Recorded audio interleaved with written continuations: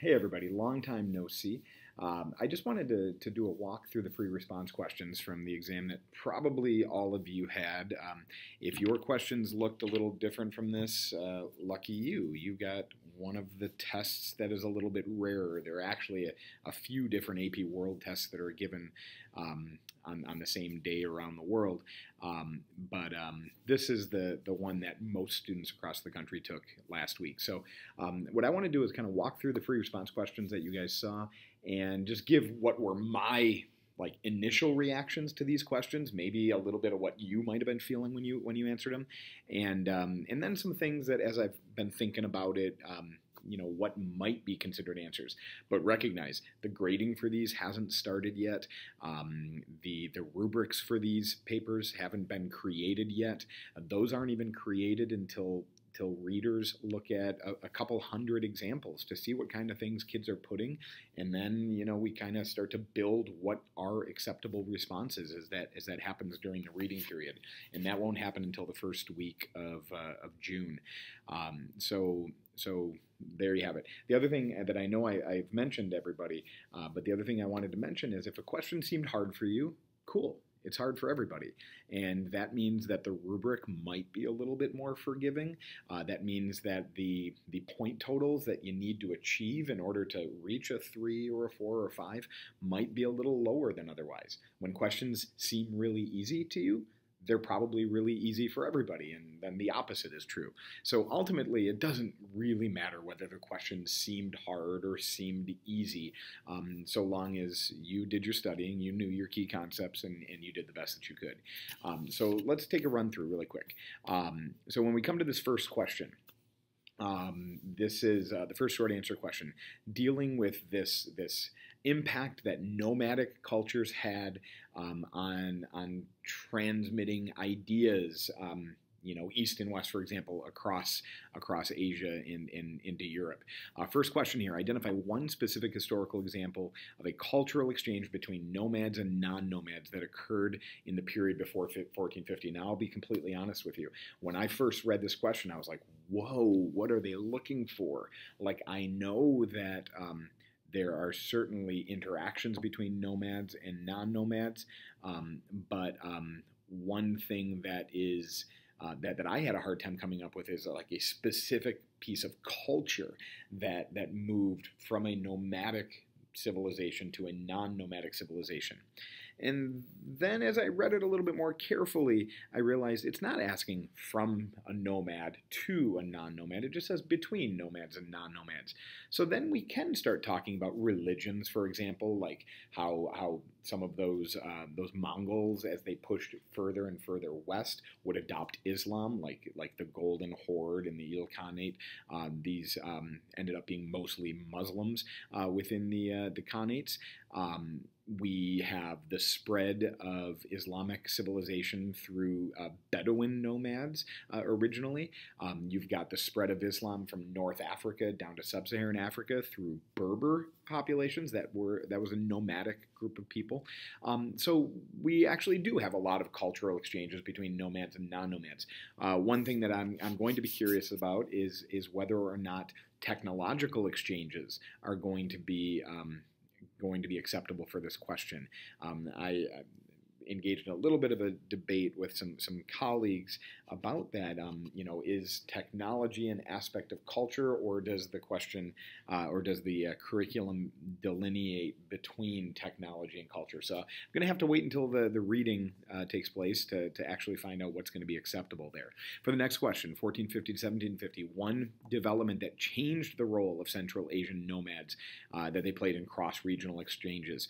The first thing that popped into my mind was Europeans finding that direct route into India, and the growth of the Indian Ocean exchange network in connection with Europe. Remember, prior to that, Europeans got their goods from Asia that had traveled across the Silk Road, and in many cases from the 12 to 1300s across trade routes that were made safer by nomadic peoples.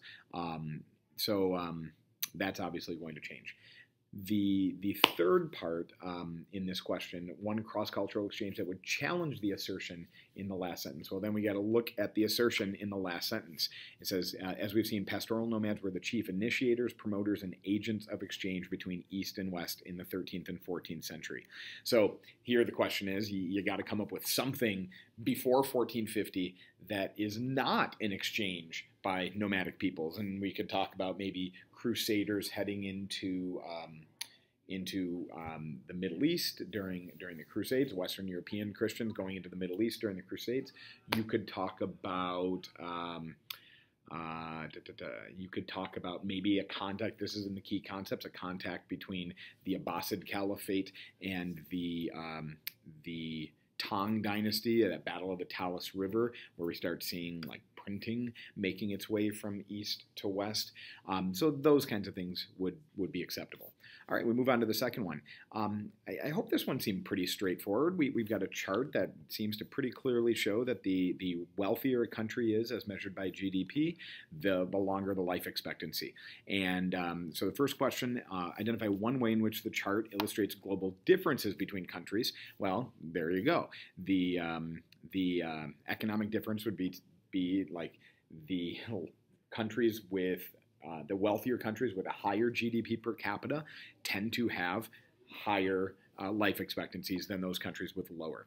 One similarity other than GDP that might account for low life expectancies. Well, as we look at these low life expectancies countries, we recognize hopefully that a lot of them are sub-Saharan African countries.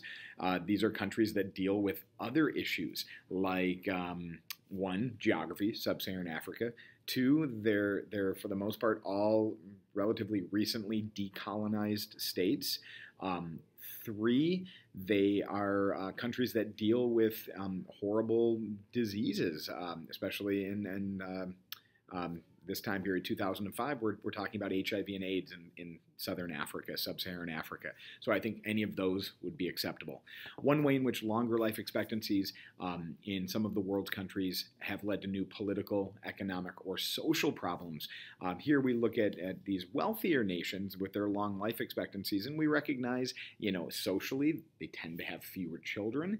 That creates some economic and political burdens on a society. How do you take care of that elder population when you don't have as many young workers paying into, like, for example, a social security system? Social issues, who's going to care for the elderly, especially as more of them are dealing with issues like Alzheimer's in old age. So those could be some of the things you could talk about. I thought that was a pretty accessible question. I hope you felt the same. Question 3. I did not love this first one. Identify one way in which the subsistence patterns predating the Neolithic era continued among Eurasian societies. If you don't know what the word subsistence is, you're dead in the water on this question. So to subsist means to, survive. And how are we surviving before the Neolithic Revolution? Hunting and gathering. And I think you just have to talk about how you have to understand that that's how people lived before Neolithic Revolution, and so that's going to continue in some areas. Just because some people start to farm doesn't mean they stop hunting, doesn't mean they stop gathering. In fact, some of you have friends and family that still hunt to provide some subsistence for their families.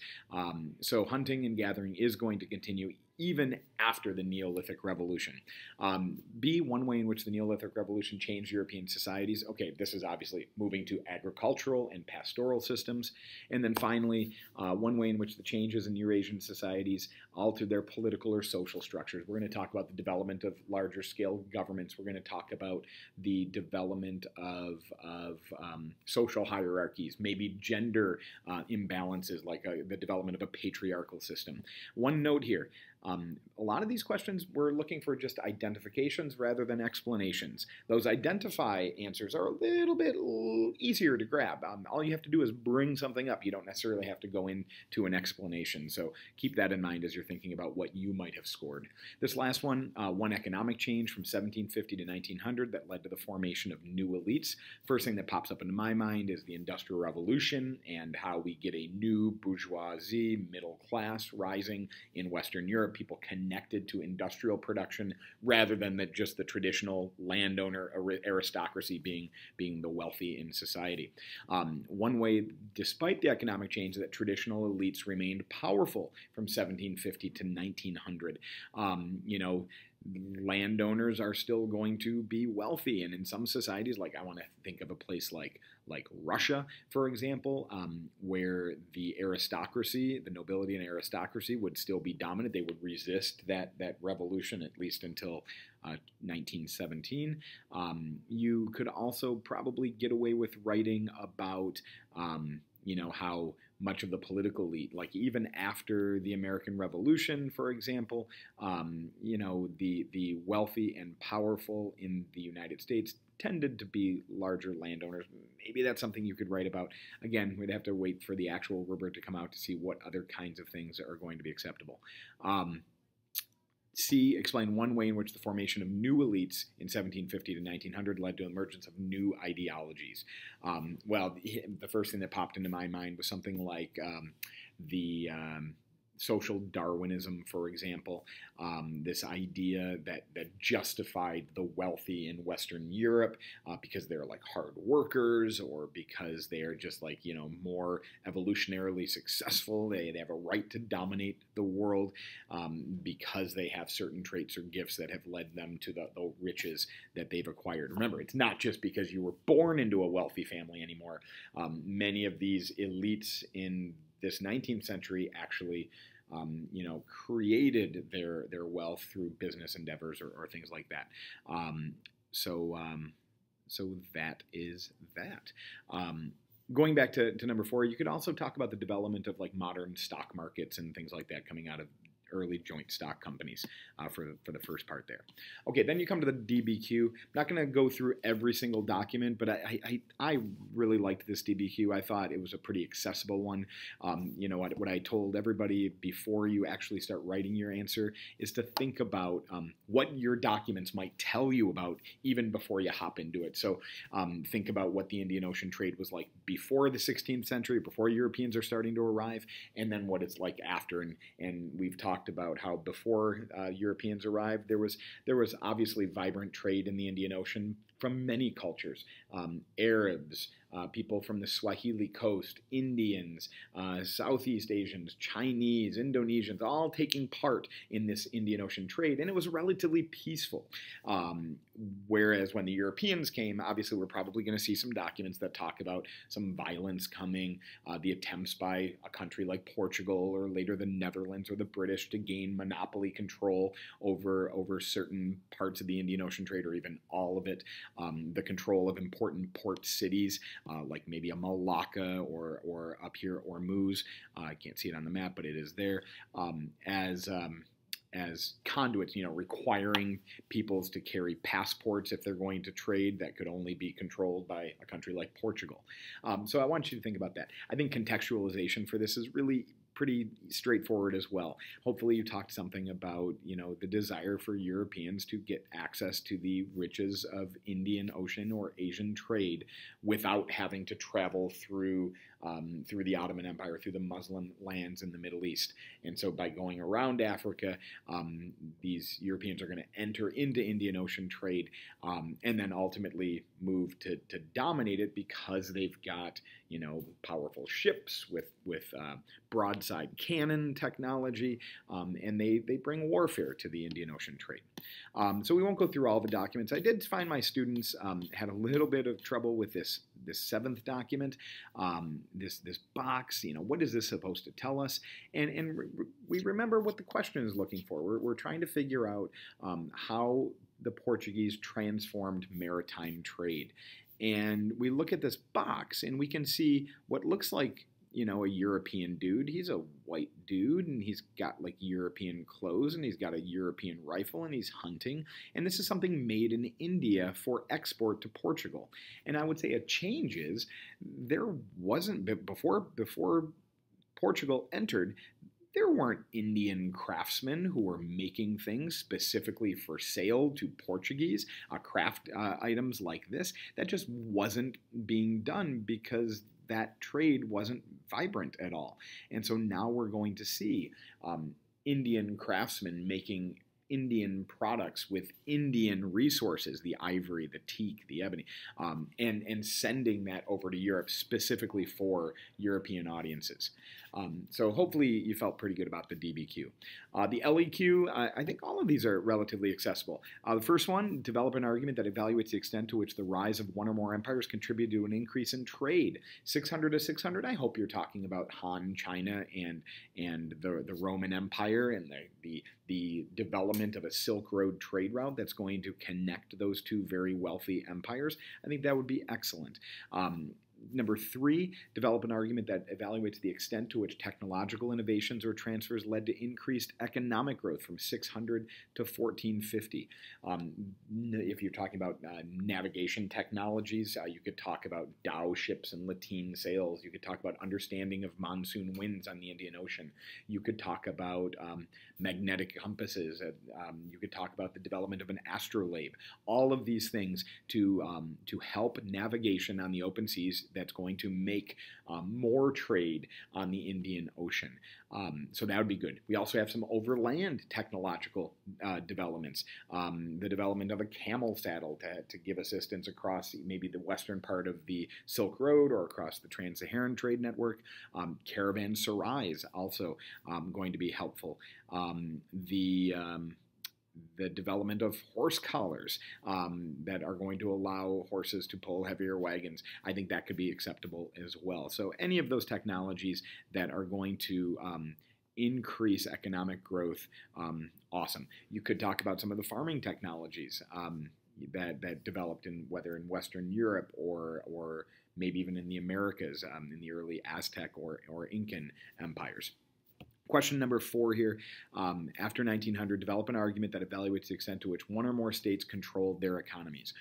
Most students are going to talk about communist states like the Soviet Union or China, hopefully bringing up things like the command economies where the government's going to take complete control. Maybe you'd remember something about Joseph Stalin and his 5-year plans. Maybe for China you remember something like the Great Leap Forward to try to convert China into a steel-producing nation. Or maybe you focused on a democratic state like the United States and its response to the Great Depression, where the federal government's going to take a much greater role in overseeing the economy with the New Deal. So those are the things that first popped up in my mind. There's going to be countless other examples and ideas that you could have written about that will earn you the points. But all in all, I think this was a pretty accessible free response section. I hope you felt the same way, and I can't wait till July comes and we can find out how everybody did. So with that, take care, and we'll see you guys soon.